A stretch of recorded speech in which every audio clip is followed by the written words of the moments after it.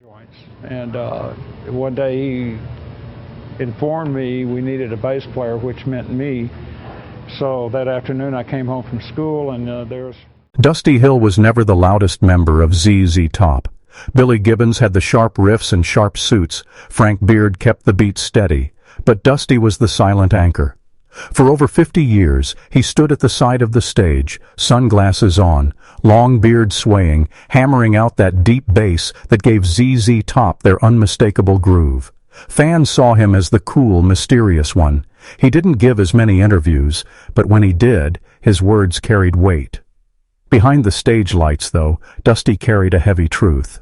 As ZZ Top's tours grew longer and more demanding, he began to feel the weight of age and illness.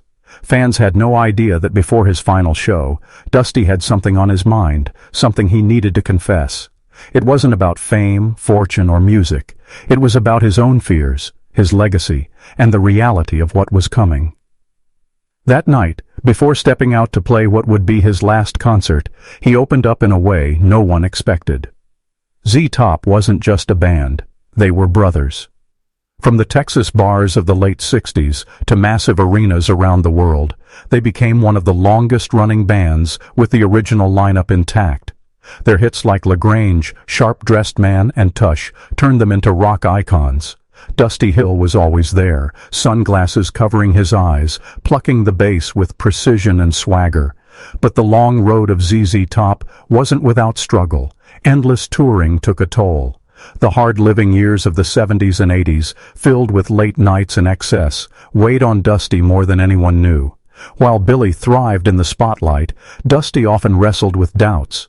He loved music, but he sometimes wondered what his life outside of ZZ Top might have looked like. In his final years, health problems forced him to step back occasionally, and whispers spread among fans. Would ZZ Top survive without him? Could he still handle the grueling life of a touring musician? The night before his last show, Dusty faced those questions head-on.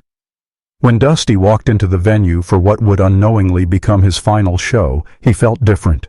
The crowd hadn't even filled the seats yet, but the energy buzzed through the building. Crew members noticed he was quieter than usual. He leaned against his amp, adjusting his bass, lost in thought. "You all right, Dusty?" someone asked. He nodded, but his mind was somewhere else. For years he had joked that ZZ Top's legacy was untouchable, that their beards would live on forever. But this time, he wasn't laughing. He knew he was at a crossroads. Health struggles had made him weaker. He had spoken to his family about stepping back from touring, and Billy and Frank knew it too. But what he didn't tell fans was how much it scared him, the idea of leaving the stage behind. Dusty wasn't just a bass player, he was part of a machine that had been rolling for over half a century. Could ZZ Top even exist without all three of them? That question lingered in his mind as the lights dimmed and the crowd roared. Fame is glamorous, but legacy can be heavy. Dusty knew that ZZ Top was more than just a band. They were cultural icons. The Beards, the blues, the boogie. It was all etched into rock history. But Dusty also knew his role had always been underplayed. While Billy got much of the credit as frontman and guitarist, Dusty's steady bass was the backbone. Without him, the songs wouldn't groove the same way. Before his final show, Dusty spoke quietly backstage, saying something that shocked his crew. "I don't know how much longer I can keep this up. I think this might be it for me." People thought he meant retirement.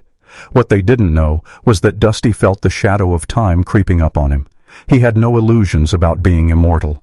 What haunted him wasn't death itself, it was the idea that the band might to carry on without him. Would ZZ Top still be ZZ Top if one of the three was missing? That question burned in him, and soon he voiced a confession that would surprise everyone. As the crowd grew louder, Dusty pulled Billy and Frank aside. For decades, the three had stood shoulder to shoulder through everything. Good times, bad times, and countless shows. But this time, Dusty's voice cracked when he spoke. "Boys, I gotta tell you, I don't think I've got many more left in me." Billy looked at him, stunned. Frank stayed silent. Dusty went on. "I've given everything to this band, my heart, my body, my soul, but I don't know if I can keep carrying this weight." It wasn't just about health. It was about fear. Fear of leaving behind a hole too big to fill. Fear of watching the band he loved so deeply go on without him. Billy put a hand on his shoulder and said, "Dust, we've been through hell together. Whatever happens, happens together." Dusty nodded, but deep inside he knew something the others didn't. This could be the last time he ever walked out onto a stage. His confession wasn't a retirement speech. It was a quiet goodbye. When the time came to hit the stage, Dusty felt both weak and strong at the same time. His legs trembled slightly, but his spirit burned. The roar of the crowd lifted him, reminding him of why he had pushed through all the pain. As the opening riff of "Got Me Under Pressure" shook the venue, Dusty locked in, fingers moving like muscle memory.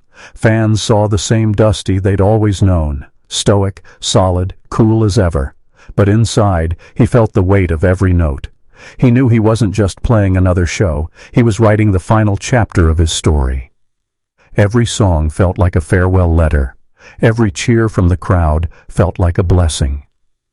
By the end of the set, sweat dripping down his beard, Dusty looked out at the fans and whispered under his breath, "This is it." They couldn't hear him, but he knew it was true. After the encore, while the audience screamed for more, Dusty walked slowly off stage. Crew members noticed he lingered, staring out at the crowd a little longer than usual. He turned to Billy and Frank and said, "Never forget, the music is bigger than us." It was a statement that carried more weight than they realized at the time. Fans outside the arena had no clue what had just happened backstage.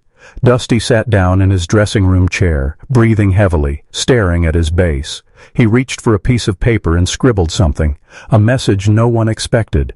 It wasn't a set list or a note about the show. It was a line that summed up his feelings. "Don't mourn me, just keep the boogie alive."